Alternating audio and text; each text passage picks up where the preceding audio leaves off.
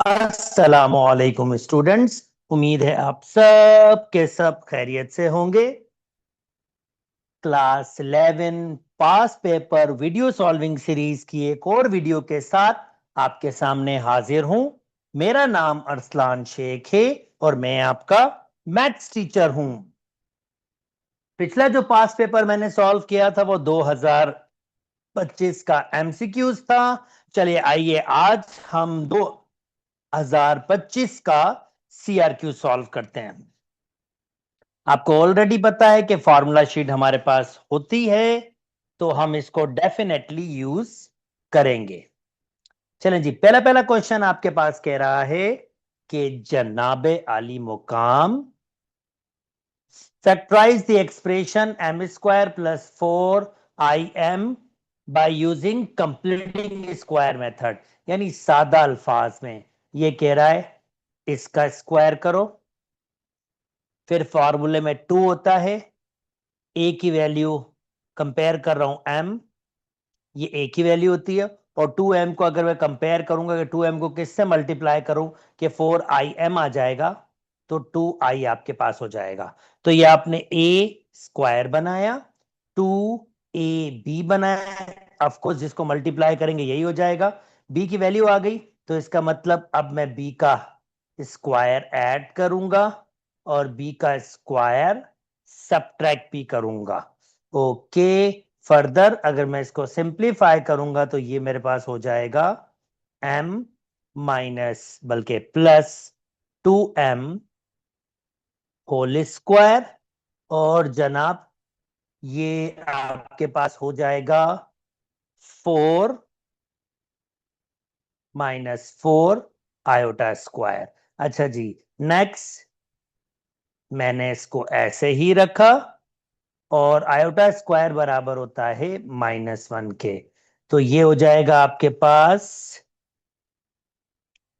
-4। और अगेन मैं formula use कर सकता हूं, 4 को लिख सकता हूं 2 पावर 2, तो एक दफा मैं प्लस में लिख सकता हूं m प्लस 2i+2, और एक दफा में मैं लिख सकता हूं माइनस में m प्लस 2i-2, और ये मैंने इसको फैक्टराइज कर लिया। उम्मीद करता हूं दोस्तों बात समझ आ गई होगी और बिल्कुल भी डिफिकल्टी नहीं हुई होगी।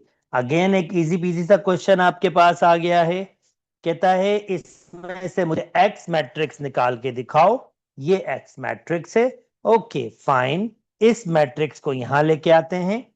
तो सबसे पहले जो मैट्रिक्स ऑलरेडी इस साइड पे मौजूद है, इसको हम ऐसे ही लिख देते हैं, P P P 3P 4P P 4P 4P 4P equal to के बाद 2x। अच्छा जी, अगर आपके पास आइडेंटिटी मैट्रिक्स हो और उसका इनवर्स निकालने को कहा जाए आपको, तो आइडेंटिटी मैट्रिक्स ऐसी मैट्रिक्स होती है जिसका इनवर्स खुद आइडेंटिटी ही होता है। तो ये इसकी बहुत मजे की प्रॉपर्टी है। आइडेंटिटी मैट्रिक्स का इनवर्स खुद आइडेंटिटी मैट्रिक्स होती है। सो ऐसी मैट्रिक्स जिसके लीडिंग डायगोनल में 1 हो और बाकी तमाम एलिमेंट 0 हो, उसको हम आइडेंटिटी मैट्रिक्स कहते हैं। तो ये आइडेंटिटी मैट्रिक्स मैं ऐसे ही लिख देता हूं, इंटरेस्टिंग सेकंड, जब आइडेंटिटी मैट्रिक्स किसी भी मैट्रिक्स से मल्टीप्लाई हो तो वही मैट्रिक्स वापस आ जाती है। इसका मतलब ये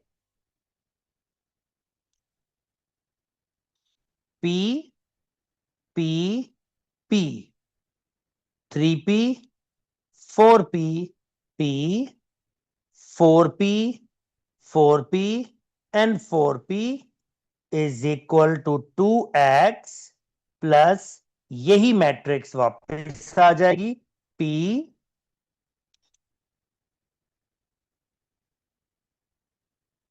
3P P P 0 - P 2P 0 0 okay, अब ये मैट्रिक्स उधर जाके इस मैट्रिक्स से माइनस हो जाएगी, तो मैं डायरेक्ट माइनस कर रहा हूं थोड़ी सी जगह की कमी की वजह से, तो मैं इसको उधर शिफ्ट कर रहा हूं और माइनस कर रहा हूं। पी से पी माइनस करूंगा 0, पी से 3p माइनस करूंगा -2p, पी से p माइनस करूंगा 0, 3p से p माइनस करूंगा 2p, 4p से 0 माइनस करूंगा 4p, p से p माइनस करूंगा 0, 4p से 2p माइनस करूंगा 2p, 4p से 0 तो 4p, और लास्ट में भी 4p is equal to 2x। और अब क्या होगा, दोनों साइड पर x डिवाइड होगा, तो यहां पर हर नंबर के नीचे x ये 2 डिवाइड हो जाएगा, हर नंबर के नीचे 2 डिवाइड हो जाएगा। और फाइनली जो x का आंसर आएगा ये कैंसिल आउट, आंसर आएगा 0 -p 0, ये p आ जाएगा, 2 डिवाइड होगा तो 2p बच जाएगा, 0 डिवाइड बाय 2 0, यहां भी p बच जाएगा, यहां भी 2p और यहां भी 2p, और ये मेरा फाइनल आंसर हो जाएगा। उम्मीद करता हूं दोस्तों बात समझ आ गई होगी और बिल्कुल बिल्कुल बिल्कुल भी डिफिकल्टी नहीं हुई होगी। चले जी, नेक्स्ट मूव कर जाता हूं।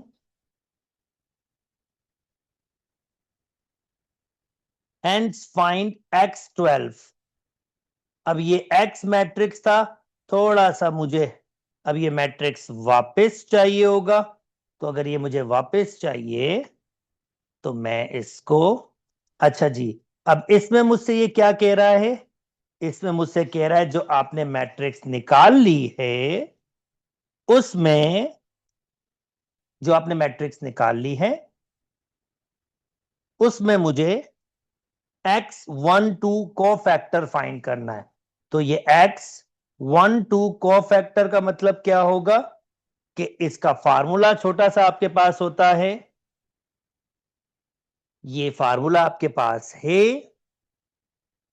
-1, जो यहां पर नंबर होते हैं 1 + 2 वो एज इट इज लिखे जाते हैं, फिर माइनर ऑफ 1 2 होता है, यानी फार्मूला होता है -1 i + j, minor of i j, i इस वक्त i की वैल्यू 1 है और j की वैल्यू 2 है, तो ये 3 हो जाएगा, तो ऊपर अंदर माइनस, ऊपर ऑड पावर माइनस रहेगा। और अगर मुझे इसका माइनर ऑफ 1 2 निकालना है तो पहली रो कटेगी, आपके पास पहली रो कटेगी और दूसरा कॉलम कटेगा, और बाकी जो 4 नंबर आएंगे वो मैं लिखूंगा, और वो 4 नंबर आपके पास हैं P0 P2P, P0 P and 2P। So P 4 number, so P0 2P बिल्कुल सही।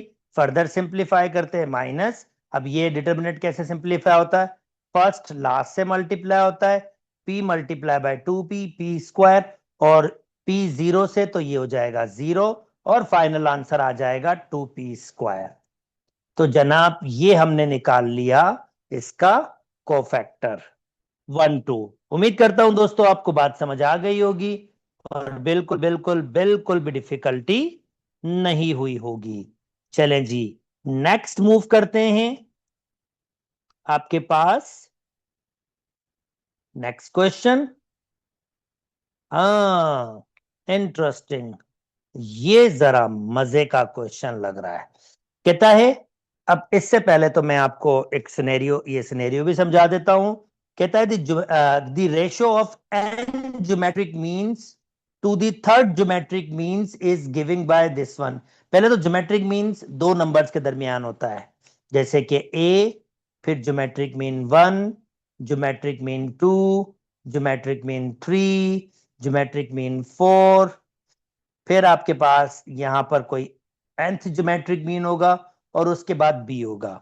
अगर पोजीशन देखें तो अगर G1 से Gn तक ये n टर्म्स हैं, ये n टर्म्स हैं, तो ये दो टर्म्स और ऐड हो जाएंगे, तो इसका मतलब ये है कि ये एग्जैक्टली कितनी टर्म्स होंगी, ये सारी की सारी, ये एग्जैक्टली जो टर्म्स होंगी आपके पास n+2 टर्म्स होंगी, यानी दो टर्म्स मैंने और ऐड कर दी। अब ये क्या कह रहा है, ये कह रहा है कि आपके पास the ratio of n geometric means to the third geometric means. अब मैं ज्योमेट्रिक मीन्स जो होती हैं वो आपको बता दूं, वो जगह कौन सी है, ये पहली टर्म है, ये दूसरी टर्म है, ये तीसरी टर्म है और ये चौथी टर्म। तो चौथी टर्म बेसिकली G3 के बराबर होगा। तो मैं कहूंगा A4, क्योंकि इसने रेशियो आपके पास क्या है, एन एन टर्म का रेशियो। मैं पहले एन टर्म का रेशियो बता दूं, यानी ये एन टर्म है। अब ये किस जगह पर है, ये जगह है n+2 टर्म, तो ये इससे एक कम जगह होगी, एग्जैक्टली इससे क्या होगी, एक कम जगह होगी। तो मैं कहूंगा ये जगह आपके पास है n+1 टर्म, और उसका रेशियो किससे ले रहे हैं, थर्ड ज्योमेट्रिक मीन कह रहा है, तो 1, 2, 3, 4 वो चौथी जगह होगी, और उसका आंसर, इनका रेशो का आंसर दिया है R12/1 आपके पास। अब क्योंकि ये ज्योमेट्रिकल सीक्वेंस है, ज्योमेट्रिकल सीक्वेंस का फार्मूला होता है AN बराबर होता है AR(n-1), पर इस कंडीशन में n की वैल्यू n+1 है, तो होगा AR(n) की जगह n+1 -1, नीचे फोर्थ टर्म में, तो इसी फार्मूले में AR4-1 ये बराबर है R12 के। ए से ए कैंसिल हो गया, तो रिमेनिंग में मेरे पास क्या बचा, मेरे पास बचा Rn/R3 is equal to R12। अगला स्टेप आपके पास, ये 3 ऊपर जाके माइनस हो जाएगा, R12 अगर बेसिस सेम होती हैं तो इसका मतलब हमारा पावर आपस में क्या होता है, बराबर होता है। बिल्कुल सही। तो फिर n की वैल्यू मुझे यहां से निकालनी है, तो 12+3 और n की वैल्यू हो जाएगी 15। उम्मीद करता हूं दोस्तों बात समझ आ गई होगी, और बिल्कुल बिल्कुल बिल्कुल भी डिफिकल्टी नहीं हुई होगी। सो जी, नेक्स्ट मूव करता हूं।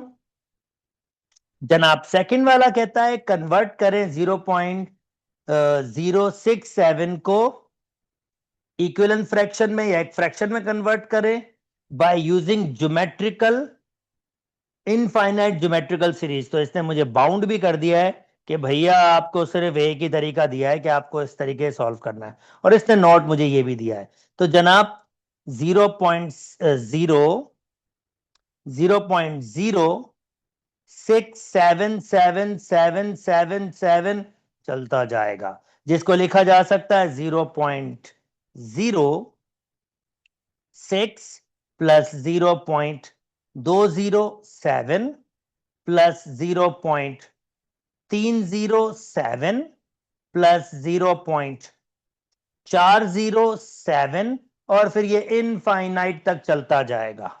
जनाब जनाब जनाब जनाब, ये देखिए, मैं खाली इस वाली टर्म का, सिर्फ इस वाली टर्म को कंसीडर कर रहा हूं, क्योंकि मुझे पता है ये वाली जो आपके पास होगी वो ज्योमेट्रिकल सीक्वेंस हो सकती है। और ज्योमेट्रिकल सीक्वेंस के लिए क्या खासियत है, बहुत बेसिक सी खासियत है कि सेकंड टर्म को अगर फर्स्ट से डिवाइड करें तो आपका रेशो सेम आना चाहिए।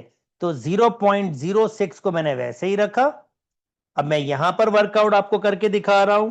तो जनाब अगर मैं कैलकुलेटर को यूज करूं और मैं सिंपली कहूं 0.00, यानी मैं आर की वैल्यू आपको निकाल के दिखा रहा हूं,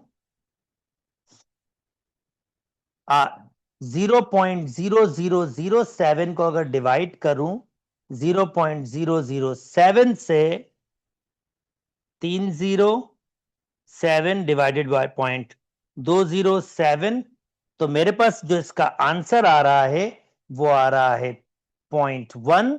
सिमिलरली अगर मैं इसको इससे भी डिवाइड करूंगा तो जनाब तब भी मेरे पास एग्जैक्टली सेम ही आंसर आएगा 0.1। इसका मतलब ये है कि ये तो ज्योमेट्रिकल सीक्वेंस है, और कौन सी वाली? इनफाइनाइट ज्योमेट्रिकल सीक्वेंस, जिसका फार्मूला क्या होता है? Sum of infinity. Sum of infinity बराबर होता है ए अपॉन 1 - r। तो मैं इसके लिए, अब इसके लिए फार्मूला में वैल्यूज पुट कर रहा हूं, और वैल्यूज कुछ ये हैं। ए की वैल्यू मेरे पास है 0.007, 1 - r की वैल्यू 0.1। अब मैं बस बेसिक सिंप्लीफिकेशन करूंगा, तो ये 0.06 प्लस, मैं क्या कर रहा हूं, 0.007 को डिवाइड कर रहा हूं 1 - 0.1 से, 1 - 0.1 से। या इसको थोड़ा सा मैं इसको जरा और आसान कर देता हूं, कुछ इस तरीके से पॉइंट मूव कर दूंगा। 2 दफा गया है तो 6 अपॉन ये 100 हो जाएगा। यहां पर पॉइंट 3 दफा जाएगा तो ये 7 अपॉन 1000 हो जाएगा, जस्ट क्योंकि उसने फ्रैक्शन में मांगा इसलिए। और इसको इससे माइनस करूंगा तो आंसर 0.9 आएगा, जिसको फर्दर सिंप्लीफाई कर लेता हूं अगले स्टेप में। 6 अपॉन 100 प्लस 7 अपॉन 1000, और अगर मैं इसको भी मूव करूंगा तो ये हो जाएगा 9 अपॉन 10।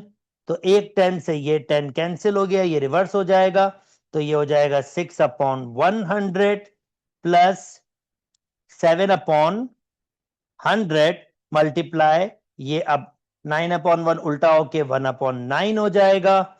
और अगर मैं फर्दर सिंप्लीफाई करूंगा तो जस्ट मुझे बेसिक सी कैलकुलेशन करनी है। ये हो जाएगा 7/100, और अगर मैं इसको डायरेक्टली ऐड कर दूंगा, मैं उम्मीद करता हूं एलसीएम लेने में किसी को कोई भी डिफिकल्टी नहीं होगी, तो मैं डायरेक्टली इसको ऐड कर देता हूं।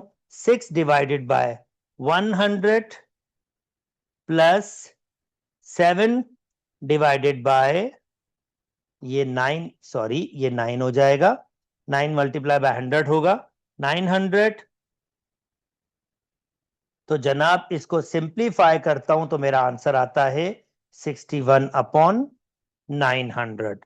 और 61/900 करते हैं, डिवाइड करते हैं, तो वापस यही चीज आती है मेरे पास, और ये मेरी श्योरिटी हो गई कि मेरा आंसर बिल्कुल ठीक है। उम्मीद करता हूं दोस्तों बात समझ आ गई होगी और बिल्कुल भी डिफिकल्टी नहीं हुई होगी। चलें जी, नेक्स्ट नेक्स्ट नेक्स्ट। अब परमुटेशन कॉम्बिनेशन का क्वेश्चन है आपके पास है, और बहुत बेसिक सा है। The number of outcomes in which at least one of the 5 die shows 6 is x.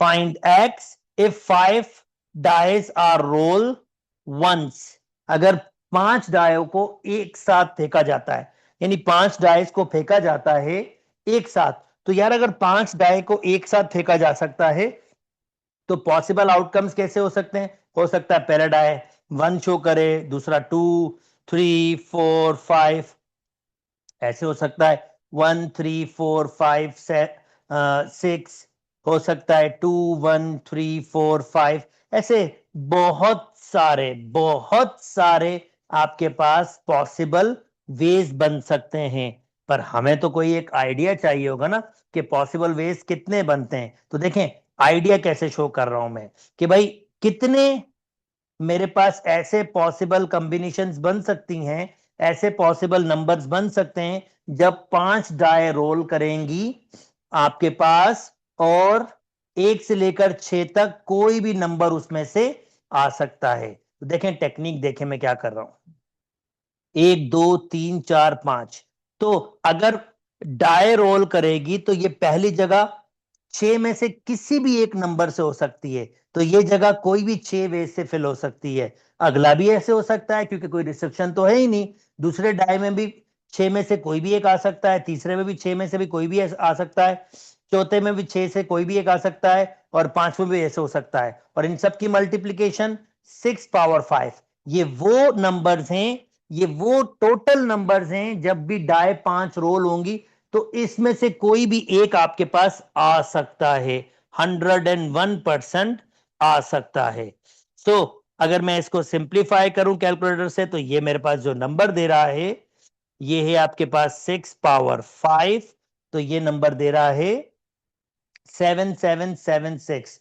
तो 7776 ऐसे नंबर ऑफ वेज है जब आप 5 डाइस फेंकोगे तो उसमें से आपके पास कोई भी 1 से 6 तक 5 जगहें फिल हो सकती हैं आपके पास, जैसे मैंने 1 2 3 4 5 करके आपको दिखाया था, और डिफरेंट। पर हमें क्या चाहिए, अब क्वेश्चन पर आते हैं। The number of outcomes in which at least one of the 5 die shows 6। At least one of the 5 die का मतलब क्या होगा कि पांचों में से कोई एक डाई, कम से कम कोई एक डाई तो आपको 6 शो करे ही करे।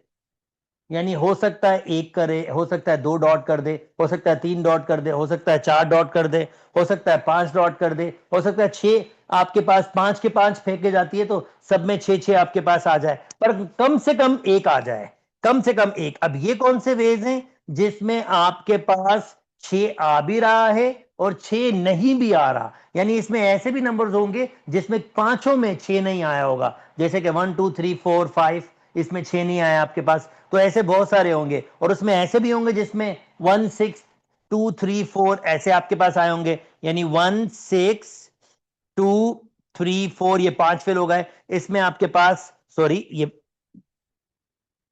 मैं इसको देता हूं 5, इसमें आपके पास 6 नहीं आया। ऐसे बहुत सारे होंगे जिसमें 6 नहीं आया, और ये हमसे यही कह रहा है कि कम से कम मुझे वो नंबर्स बताओ जिसमें कम से कम एक दफा तो 6 आया हो। अब इसमें तो वो सारे नंबर हैं जिसमें 6 आया भी होगा, और वो वाले भी होंगे जिसमें 6 नहीं आया होगा। ऐसे तो मैं नेक्स्ट अब कैसे ट्रिक यूज करूं कि मैं ये नंबर फाइंड कर लूं। अब मैं नेक्स्ट क्या बना रहा हूं, मैं ये सोच रहा हूं कि अगर मैं डाई रोल करूं और मैं ये कह दूं कि अब इनमें से कभी भी किसी भी डाई में 6 आएगा ही नहीं, नहीं आएगा 6, तो फिर इसका मतलब अगर 6 नहीं आएगा तो ये 5 वे से हो सकती है। 6 इसमें डाई में पॉसिबल नहीं है, ये भी 5 वे से हो सकती है, ये भी 5 वे से, ये भी 5 वे से, ये भी 5 वे से। तो इसका मतलब 5 पावर 5 ये वो नंबर्स हैं जिसमें कभी भी 6 आपके पास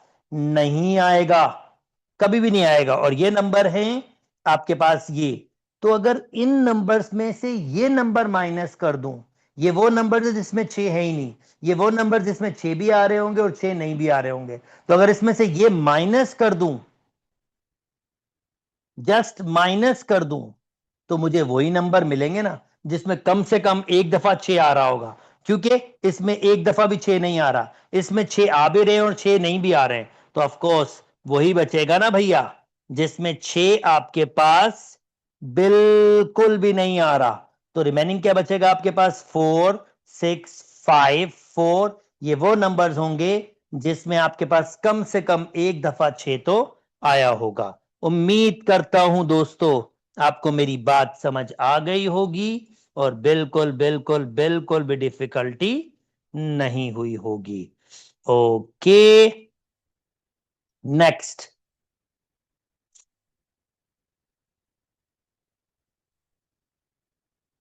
नेक्स्ट आपके पास है,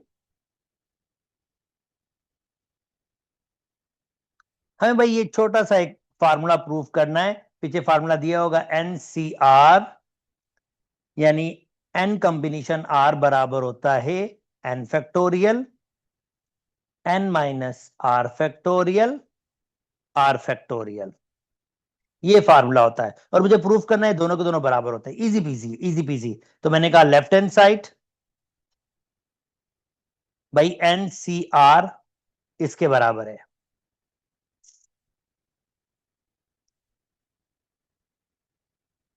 और मुझे ये प्रूफ करना है कि ये वाला भाई साहब भी इसके बराबर है। चलो कर लेते हैं। एन माइनस आर, तो formula n factorial, n minus r की value n minus r factorial, और उसके बाद आर फैक्टोरियल, तो आर की वैल्यू है n minus r factorial. Okay, next n factorial, जब ये माइनस करूंगा तो n minus n plus r, तो ये बचा सिर्फ आर फैक्टोरियल, और यहां क्या बचा, एन माइनस आर फैक्टोरियल। अरे भाई ये यही तो है, मल्टीप्लीकेशन में रिवर्स ही हुआ है ना खाली, तो ये ऑफकोर्स बराबर है एन सी आर के, और ये मैंने इसको प्रूफ कर दिया। उम्मीद करता हूं दोस्तों बात समझ आ गई होगी और बिल्कुल भी डिफिकल्टी नहीं हुई होगी। चलें जनाब, अब नेक्स्ट कर लेते हैं। तो अब इसकी अंडरस्टैंडिंग करने के लिए आपको कुछ बातों को बहुत केयरफुली समझना होगा कि किसी भी नंबर का डिवीजन करने का मतलब क्या है। अच्छा, मैं इसको सादा अल्फाज में थोड़ा सा कुछ इसकी प्री बेसिक्स चीजें आपको समझा दूं ताकि आपके पास अंडरस्टैंडिंग बेहतर हो जाए। प्री बेसिक चीजों में मैं आपको यह बता रहा हूं, अगर 4 2 से डिवाइड हो रहा है तो इसका मतलब ये जो 4 है ना, इसको मैं 2 के मल्टीपल की शक्ल में लिख सकता हूं। अगर 100 2 से डिवाइड हो रहा है तो 100 को मैं 2 की मल्टीपल में लिख सकता हूं, यानी इस 100 में ये 2 आपके पास आना ही आना है। पहली बात ये आपको समझ आनी चाहिए। दूसरी, अब इस क्वेश्चन को किस तरह से रीड किया जाता है। Use method induction to show that n square minus n is divisible by 2 for all integers value of n। so सबसे पहले मैं इस स्टेटमेंट को एक नाम दे रहा हूं, p of n। डिफरेंट जगहों पर डिफरेंट नाम दिया जाता है, मैंने इस स्टेटमेंट को नाम दिया, और ये स्टेटमेंट क्या है, n स्क्वायर माइनस n। और ये जो टर्म है, मैं अगर इसमें कोई भी इंटीजर वैल्यू पुट करूं तो वो जो नंबर आएगा वो 2 से डिवाइड होना ही होना है। फॉर एग्जाम्पल अगर मैं 1 पुट करता हूं, 1 माइनस 1 आंसर 0, 0 तो 2 से डिवाइड होगा। 2 पुट करता हूं, यानी 4 माइनस 2, 2 आ रहा है, देखें 2 2 से डिवाइड होता है। 3 पुट कर लो, 8, 3 पुट कर लो, आपके पास 8 माइनस 3, तो ये आपके पास कितना आ रहा है, 3 पुट क्या है, सॉरी 9, उसका स्क्वायर होगा। 3 पुट कर लो, 3 का स्क्वायर 9, 9 माइनस 3 6, ऑफकोर्स 2 से डिवाइड हो रहा है। 4 पुट कर लो, 16 माइनस 4, ऑफकोर्स 12 2 से डिवाइड हो रहा है। तो आप देख सकते हैं मैं इसमें कोई भी इंटीजर, इवन कोई नेगेटिव नंबर भी पुट कर लो, इंटीजर बोला है ना उसने, कोई नेगेटिव नंबर, चलो -2 पुट कर लो, -2 का स्क्वायर -2, तो ये हो जाएगा 4 + 2, आंसर क्या आ रहा है, 6 होगा। यानी ये हर इंटीजर के लिए जो नंबर आपके पास आएगा इसमें, भैया वो 2 से डिवाइड होगा। और यही चीज हमने मैथमेटिकल इंडक्शन से प्रूफ करनी है। अब मैथमेटिकल इंडक्शन से प्रूफ करने के लिए पहला स्टेटमेंट हम पुट करते हैं कि क्या ये n = 1 के लिए मान रहा है बात, तो मैं इसमें 1 पुट करूंगा इसमें, तो भाई 1 स्क्वायर माइनस 1, ऑफकोर्स आंसर 0, और 0 2 से डिवाइड हो सकता है क्योंकि आंसर वापस 0 आ रहा है। तो इसका मतलब पहली बात तो मान ली। अब मैं अज्यूम करूंगा, ये मैं अज्यूम कर रहा हूं या सपोज कर रहा हूं, अब मैं सपोज कर रहा हूं कि ये किसी n = k इंटीजर्स के लिए भी डिवाइड हो रहा है। अभी मैंने बहुत सारे नंबर लिए थे आपके सामने और डिवाइड किया था, और आप देख रहे थे हमेशा वो डिवाइड हो रहा है। तो मैं कह रहा हूं ये कोई k नंबर होगा जिसके लिए डिवाइड हो रहा है, तो मैं कहूंगा अच्छा भाई ये k के लिए डिवाइड हो रहा है, तो मैं कहूंगा ये k² माइनस n, ये जो भी चीज होगी ना k² माइनस n, ये 2 से डिवाइड होगी। इसका मतलब ये जो भी बन रहा होगा ये 2 का मल्टीपल होगा। अभी मैंने आपको बताया जो नंबर आपके पास 2 से डिवाइड होगा 2 का मल्टीपल होगा। तो मैं ये कह रहा हूं कि जो k² माइनस, इधर मैं k लिख दूं, ये k² माइनस k, ये एक्चुअली किसी 2 टाइम्स x के बराबर। अब ये 2 टाइम x का मतलब क्या है कि मैं इसको किसी 2 टाइम्स, जैसे फॉर एग्जांपल 4 6 आ रहा था, 8 आ रहा था, तो मैं इसको 2 के मल्टीपल्स लिख सकता हूं, 2 टाइम्स 2 लिख सकता हूं, इसको 2 टाइम्स 3 लिख सकता हूं, इसको 2 टाइम्स 4 लिख सकता हूं, क्योंकि ये सब 2 के आपके पास मल्टीपल्स है ना, और ये बेसिकली इस वक्त x है। ये कोई भी नंबर हो सकता है, तो मैंने उसको कहा 2 टाइम्स x, x कोई भी नंबर हो सकता है उस कंडीशन में, जो भी k आपके पास वैल्यू आई होगी उसके हिसाब से। जैसे अगर मैं फॉर एग्जांपल k की वैल्यू यहां पर कह दूं कि मैंने k की वैल्यू पुट की है 2, अगर k की वैल्यू 2 पुट की है तो 4 माइनस 2 2 आएगा। तो उस कंडीशन में आपके पास दो नंबर जब आपके पास आया तो इसमें x की वैल्यू 2 है, इसमें x की वैल्यू 3 है और इसमें x की वैल्यू 4 है। तो मैंने इसको फॉर्मेट कर दिया, मैंने कहा कि भाई ये जो भी नंबर आएगा ये क्योंकि मैंने अज्यूम कर लिया है, सपोज कर लिया है कि ये 2 का मल्टीपल होगा, तो मैंने कहा ये 2 टाइम्स किसी एक नंबर के बराबर में लिख सकता हूं उसको। अब सेकंड में यहां से क्या करूंगा, के स्क्वायर की वैल्यू बना लूंगा, क्योंकि मुझे आगे काम आनी है ये। अब मैं ये कह रहा हूं कि अगर ये किसी भी के के लिए सेटिस्फाई कर रहा है, तो जो उसका अगला नंबर होगा, यानी वो जो भी के होगा, मैंने जो भी बीच में से कोई एक नंबर लिया होगा जो 2 को डिवाइड कर रहा होगा, उससे अगले नंबर के लिए भी डिवाइड करना चाहिए। तो उससे अगला नंबर क्या होगा, जब n की वैल्यू k प्लस 1 होगी, तो मैं k की जगह k प्लस 1 लिखूंगा। तो जहां पर आपके पास सिर्फ k था, अब वहां पर k plus 1 whole square minus k plus 1, simplify कर लेता हूं, k square plus 2k plus 1 minus k minus 1, ये खत्म। तो बचेगा k स्क्वायर प्लस k, आपके पास कुछ ये बच रहा है। अब मुझे इसको शो करना है कि ये जो भी बचा है ना ये 2 का मल्टीपल है। तो जनाब मैं यहां से के स्क्वायर की वैल्यू यहां पुट कर दूंगा, 2x प्लस के, तो मेरे पास बाकी क्या बचता है,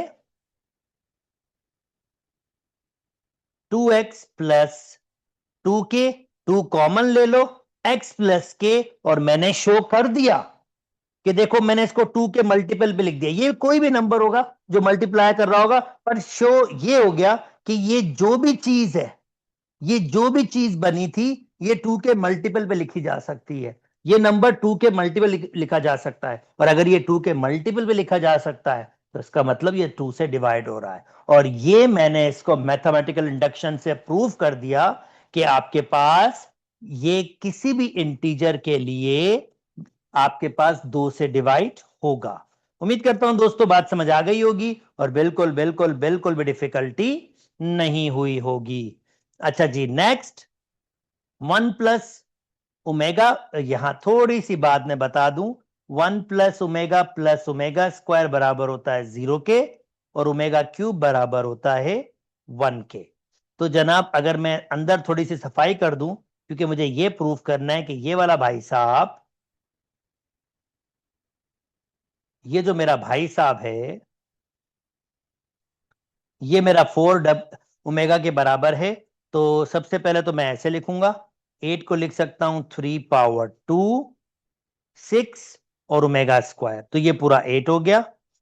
5 को लिख सकता हूं ओमेगा पावर 3 ओमेगा स्क्वायर, और ओमेगा क्यूब तो बराबर होता है 1 के, ऊपर power 2, plus 1 minus 1 cancel, omega बराबर होता है 1 के, 1 का square omega, 1 multiply by omega square, ऊपर पावर 2 मत भूलिएगा भैया, क्योंकि ऊपर पावर 2 है।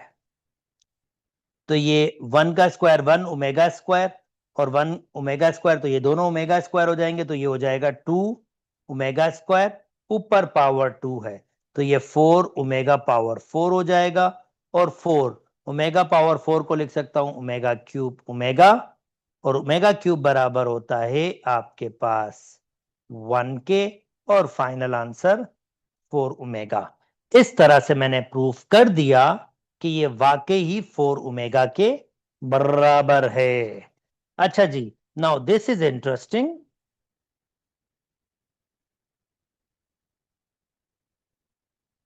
कहता है फॉर द क्वाड्रेटिक इक्वेशन, ये क्वाड्रेटिक इक्वेशन है, this one, the sum of root ये दिया हुआ है, प्रोडक्ट ऑफ रूट ये दिया हुआ है, और सी की वैल्यू भी दी हुई है। कह रहा है ए बी की वैल्यू निकाल दो। अरे यार सिंपल है, अगर इक्वेशन बनानी होती है तो x square minus x sum of root यानी alpha plus beta and product of root alpha beta is equal to 0। तो इक्वेशन बनाने के लिए तो बहुत आसान है, x square minus x, sum of root दिया हुआ है 13/6, प्रोडक्ट ऑफ रूट दिया हुआ है 1।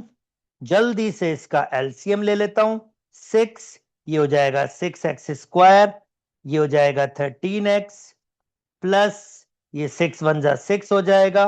और जनाब ये इक्वेशन बन रही है 6x² माइनस के 13x plus 6 is equal to 0। बिल्कुल c की वैल्यू 6 है जनाब, मैं a की वैल्यू भी 6 कह रहा हूं और b की वैल्यू -13 कह रहा हूं। तो ये है बहुत इजी पीजी सा था और जल्दी जल्दी से हमने इसको सॉल्व करके आंसर निकाल दिया। अच्छा जी, अल्टरनेट मेथड भी हो सकता है, पर मुझे जो मेथड लगा आसान मैंने वो करके दिखा दिया। नेक्स्ट आपके पास कह रहा है कि इसका डिस्क्रिमेंट भी निकाले। डिस्क्रिमेंट होता है b² माइनस 4ac, तो b की वैल्यू है माइनस के 13² माइनस 4, a की वैल्यू 6 और ये भी कितना हो जाएगा, c की वैल्यू 6। बेसिक सा कैलकुलेटर निकालो भाई और आंसर दे दो। सो 13 का स्क्वायर 169 बच्चों, और जनाब 4 × 6 × 6 ये होता है माइनस के 144, 169 माइनस 144 25 बच रहा है, और 25 ये शो कर रहा है कि इसके दोनों के रैशनल रूट्स होंगे। परफेक्ट स्क्वायर नंबर आता है तो डिस्क्रिमिनेंट बताता है रियल रूट्स होंगे और रैशनल रूट्स होते हैं। खैर, अच्छा जी, नेक्स्ट मूव कर जाता हूं, ये क्वेश्चन कंप्लीट हो गया। ओके जनाब आली मुकाम, अब नेक्स्ट मेरे पास है, कहता है the polynomial q of x is giving by, भाई ये क्यू ऑफ एक्स है, p x cube minus 2x² plus 7x plus q, और कह रहा है ये इससे डिवाइड हुई है, तो मुझे शो करके दिखाओ कि p और q को इस इक्वेशन से रिप्रेजेंट किया जाता है। ठीक है, अगर ये डिवाइड हुई है तो हम x - 2 को सेट करेंगे 0 के बराबर और x की वैल्यू आ जाएगी 2। जनाबे आलिया मुकाम 2 यहां पुट करेंगे तो p 2 का क्यूब, 2 2 का स्क्वायर, 7 2 q, q ऑफ 2 आपके पास, क्योंकि ये डिवाइड हुआ है तो इसका रिमाइंडर आपके पास 0 आएगा, डिविजिबल है तो q ऑफ 2 पुट करने पर आंसर डेफिनेटली 0 होगा। ये हो जाएगा 8p, और 2 का स्क्वायर 4, 4 को 2 से ये -8 प्लस 14 प्लस q, 0 बराबर हो जाएगा 8p प्लस q, और यहां पर बचेंगे 6। फाइनली 8p प्लस q बराबर हो जाएगा -6 के। उम्मीद करता हूं दोस्तों बात समझ आ गई होगी और बिल्कुल भी डिफिकल्टी नहीं हुई होगी। नेक्स्ट, अब अगली बात वही पॉलिनोमियल है, मगर अब की बार जनाबे आलिए मुकाम, अब की बार वो कह रहा है कि रिमाइंडर छोड़ रहा है जब x + 1 से डिवाइड। चलें ठीक है, x + 1 को सेट करें 0 के बराबर, x की वैल्यू हो जाएगी -1, और उसी पॉलिनोमियल में अब मैं पुट करूंगा -1, और अब की बार रिमाइंडर छोड़ा है -10। ठीक है, p -1 पावर 3 -2 -1 स्क्वायर, फिर आपके पास +7 -1 प्लस क्यू, और अब की बार 0 नहीं आएगा क्योंकि आपके पास डिवाइड नहीं हुआ, रिमाइंडर छोड़ा है, और रिमाइंडर छोड़ा है -10, और 1 का क्यूब -1 तो ये -p हो जाएगा, 1 का स्क्वायर -1 का स्क्वायर 1 तो ये -2 रहेगा, ये -7 प्लस क्यू -10 -2 -7 -9 इधर आके +9 हो जाएगा, और मैं पी क्यू पहले ले लेता हूं, पी बाद में ले लेता हूं, और यहां बचेगा -1 बराबर हो जाएगा क्यू - पी। अच्छा जी, अब वो कह रहा है 1 और 2 को, ये मेरी 1 इक्वेशन है, ये मेरी 2 इक्वेशन है। 1 और 2 को वो कह रहा है कि भाई साहब आप सॉल्व करके 1 और 2 को मुझे पी और क्यू की वैल्यू दें। दे देते हैं जनाब, जैसा आपका हुक्म हो, बिल्कुल दे देते हैं। तो मैं क्या कर रहा हूं, 8p plus q is equal to -6, और जनाब -p plus q is equal to -1, इन दोनों को कर रहा हूं सब्ट्रैक्ट। तो ये साइन चेंज, ये साइन चेंज, ये भी sign change, cancel out. 8p और 1p, ये साइन तो रहेगा नहीं, ये हो जाएगा 9p, और ये भी चेंज, ये हो जाएगा 7 के बराबर, सॉरी -6 प्लस 1, क्योंकि अब ये साइन तो रहेगा नहीं, -5। तो यहां से जनाबे आली मुकाम p की वैल्यू आ रही है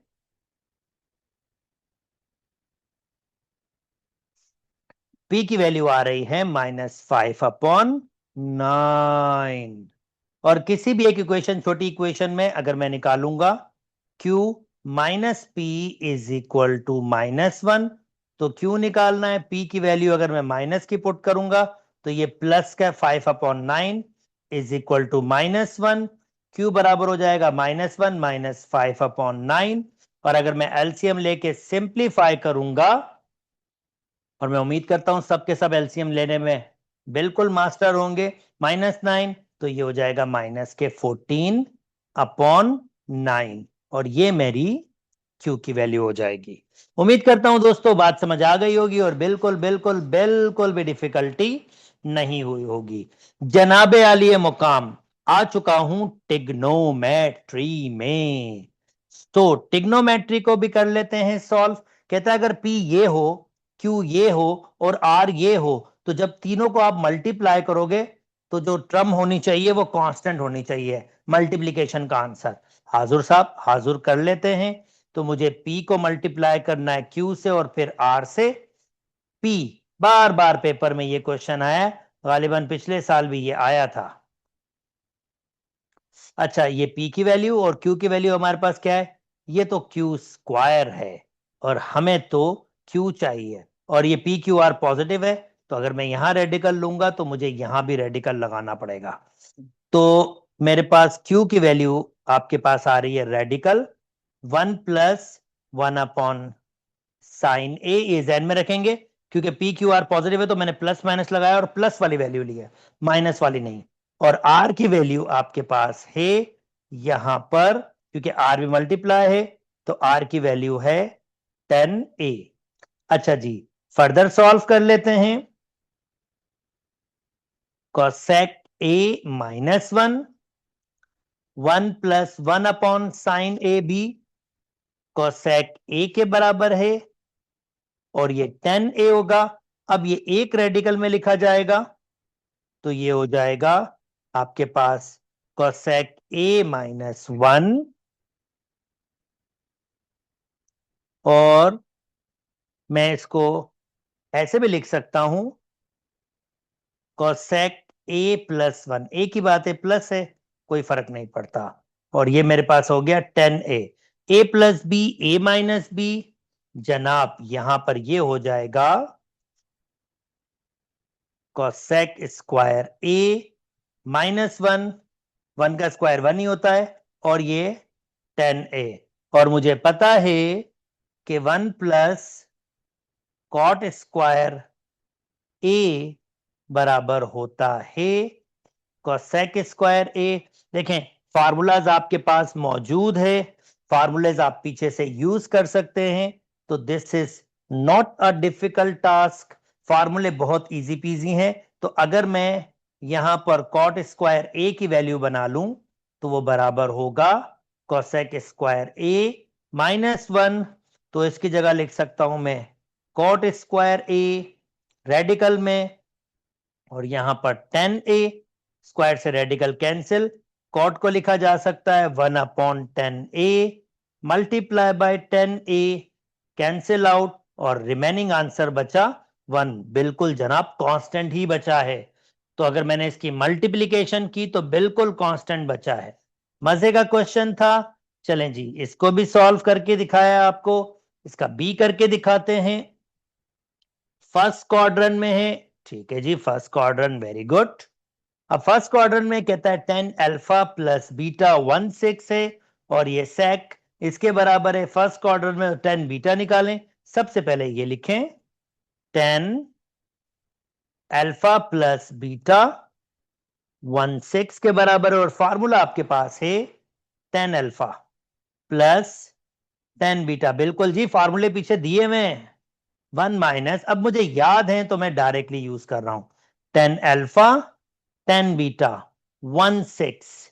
अच्छा जी, अब जरा सा इस भाई साहब के पास आते हैं। सेक बराबर है, अगर मैं इसकी जगह कॉस लिखूंगा तो जस्ट इसकी वैल्यू उल्टी हो जाएगी। 9 ऊपर 13 नीचे, और कॉस अल्फा 9 का रेडिकल 3, 13 बेचारे को वैसे ही रखेंगे। और अब जनाबे आलिए मुकाम, मुझे बनानी होगी एक ट्रायंगल,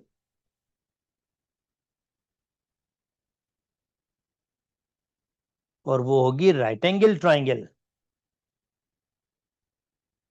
ओके, और जनाब यहां पर मैं कहूंगा अल्फा, कॉस बराबर होता है base upon hypotenuse, base upon hypotenuse cos, और मैं इसको एक्स कह दूंगा, तो ये एक्स फाइंड करूंगा पैथागोरस से।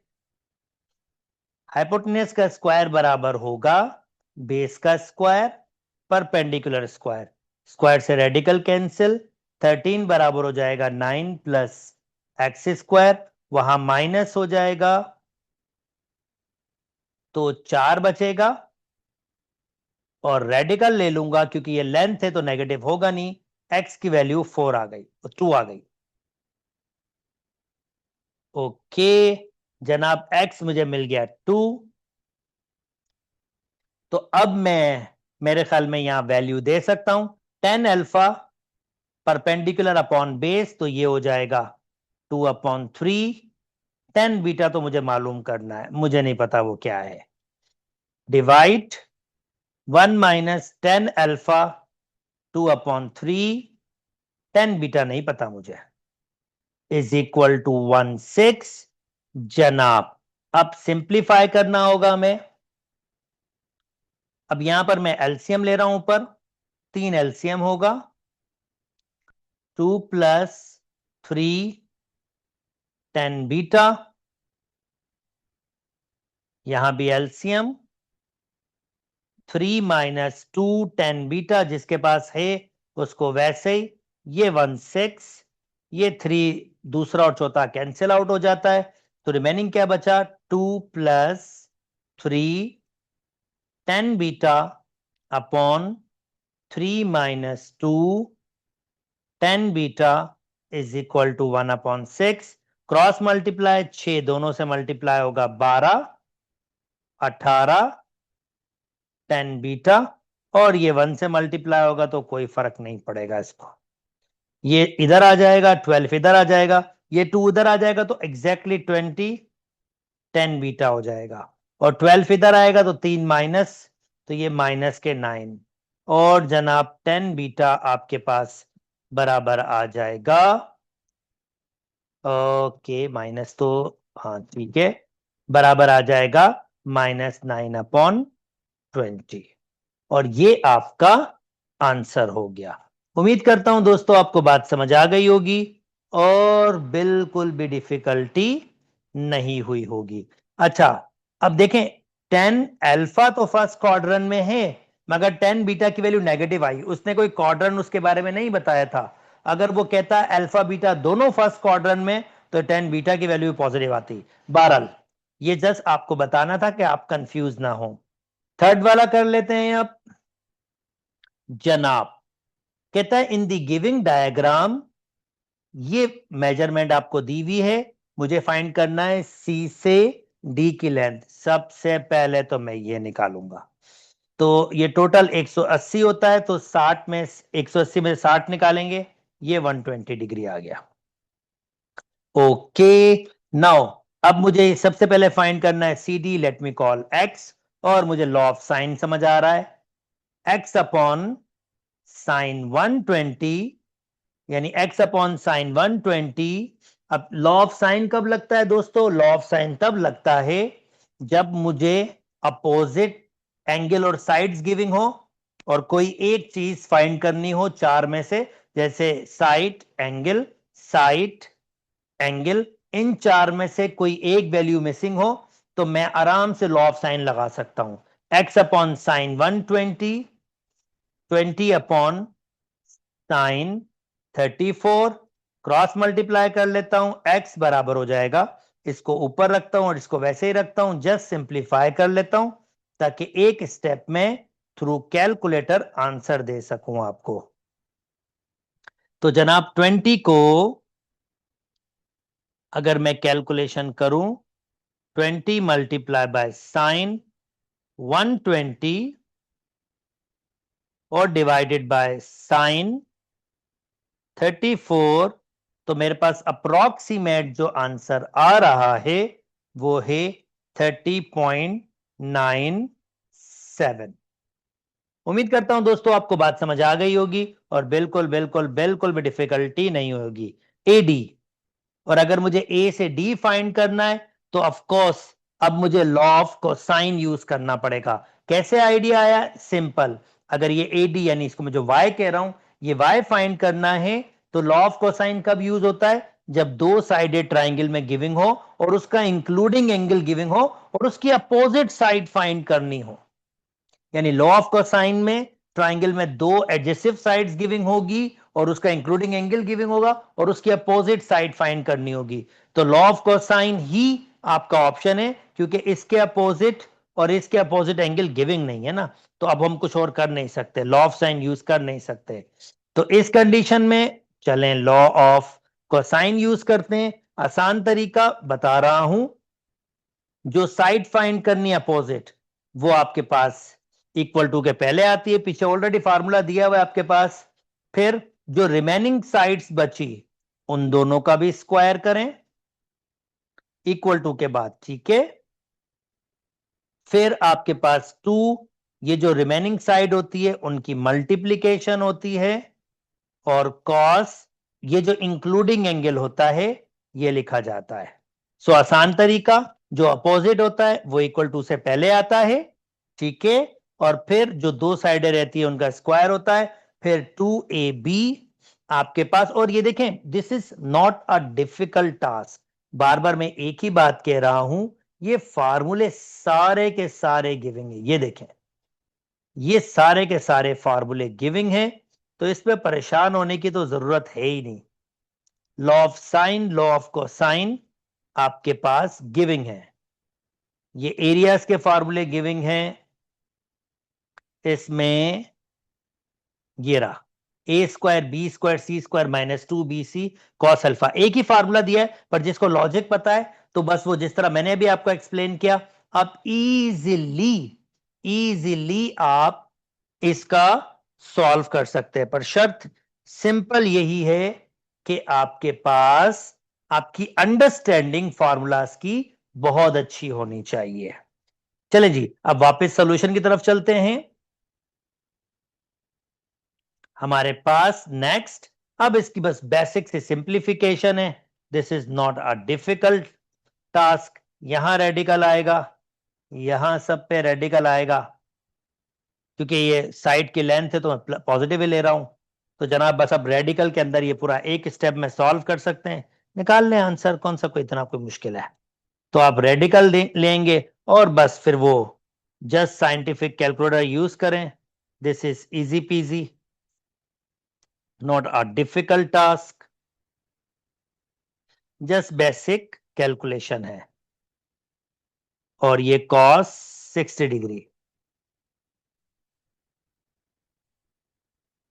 तो जनाब अप्रोक्सीमेटली रेडिकल रेडिकल सब कुछ निकालने के बाद मेरे पास आंसर आ रहा है 21.65। ये नीचे लिखना था, चले मैंने इसको ऊपर ही लिख दिया, पर जस्ट मैंने आपको एक आइडिया दे दिया।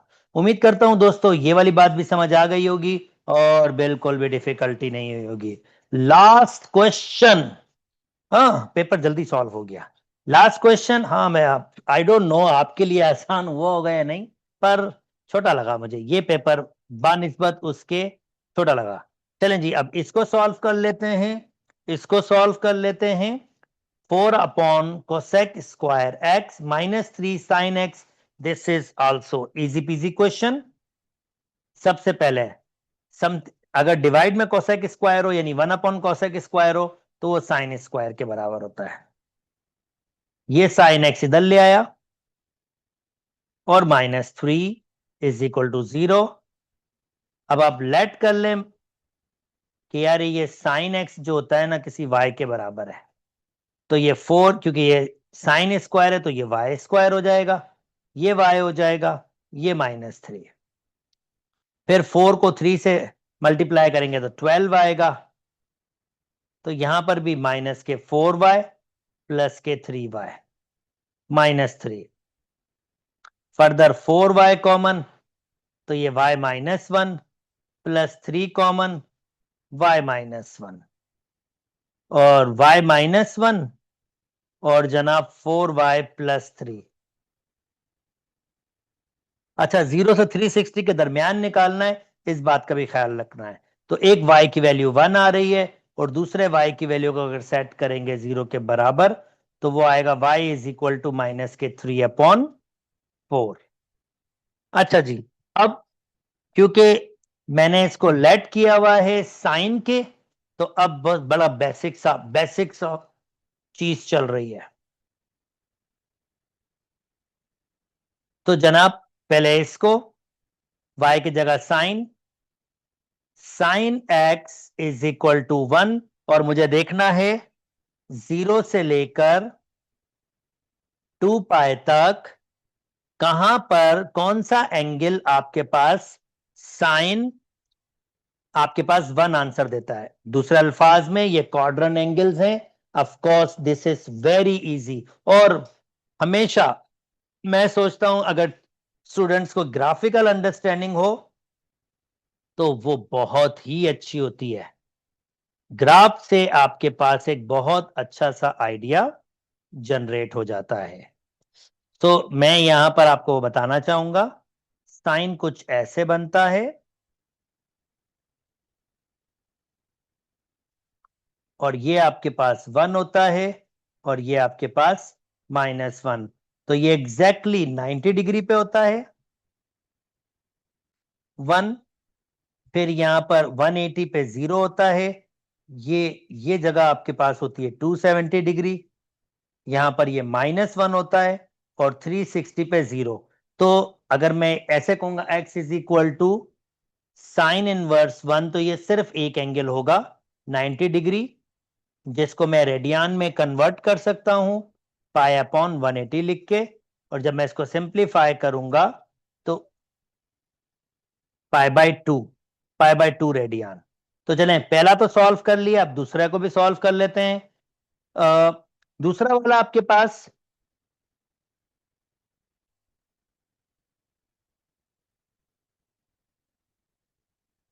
अब आपके पास साइन एक्स बराबर है -3/4। अब जब भी नेगेटिव हो तो देखें, अगर ग्राफ आपके पास बना हुआ है तो नेगेटिव वैल्यू साइन की तीसरे और चौथे क्वाड्रेंट पे होती है। आप देखें, ये पहला क्वाड्रेंट है, ये 90 तक, ये दूसरा क्वाड्रेंट है 90 से 180 तक, ये तीसरा क्वाड्रेंट है 270 तक और ये 360 तक।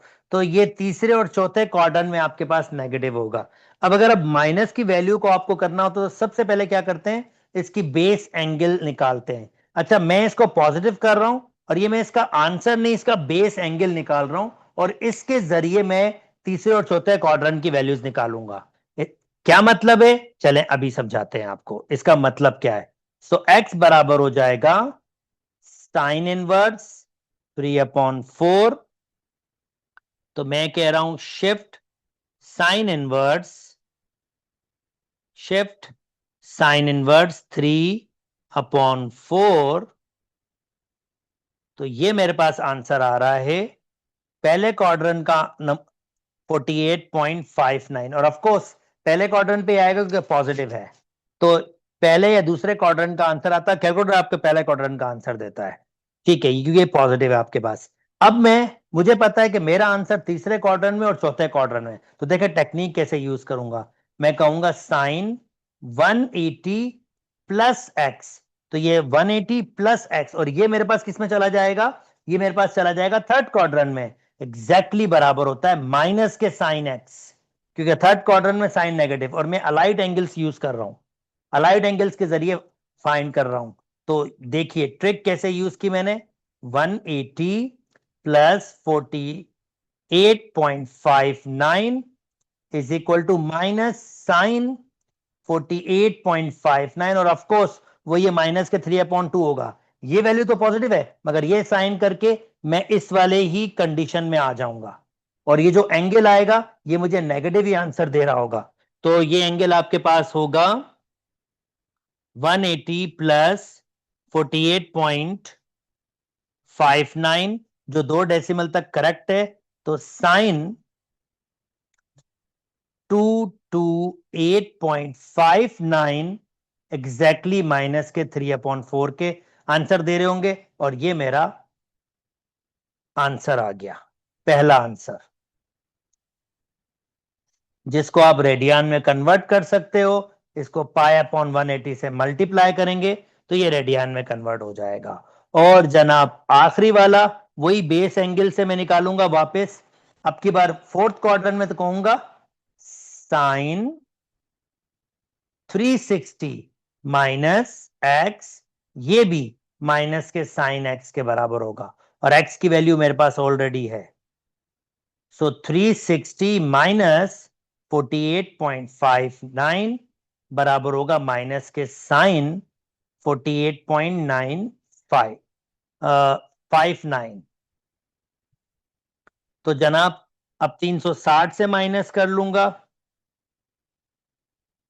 360 माइनस 48.59, तो इसका मतलब जो मेरा अगला एंगल है वो है 311.49 डिग्री, जो मुझे एग्जैक्टली माइनस के 3/4 देगा। और ये मेरा नेक्स्ट एंगल आ गया, जिसको मैं 180 से मल्टीप्लाई करूंगा और सिंप्लीफाई करूंगा, ये मेरा आखिरी आंसर हो जाएगा।